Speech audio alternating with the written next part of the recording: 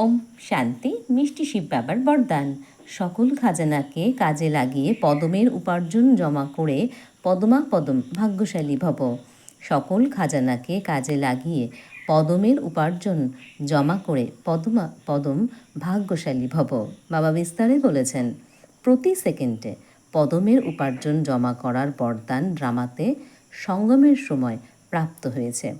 এই রকম বরদান নিজের প্রতি জমা করো আর অন্যদের প্রতি দান করো। এই রকমই সংকল্পের খাজানাকে, জ্ঞানের খাজানাকে, স্থূল ধনরূপী খাজানাকে কাজে লাগিয়ে পদমের উপার্জন জমা করো। কেন না এই সময় স্থূল ধনও ঈশ্বরের উদ্দেশ্যে সমর্পণ করলে এক নতুন পয়সা, এক রত্নের সমান ভ্যালু হয়ে যায়। তাই এই সকল খাজানাগুলিকে নিজের প্রতি বা সেবার প্রতি কাজে লাগাও, তাহলে পদমা পদম ভাগ্যশালী হয়ে যাবে। ওম শান্তি।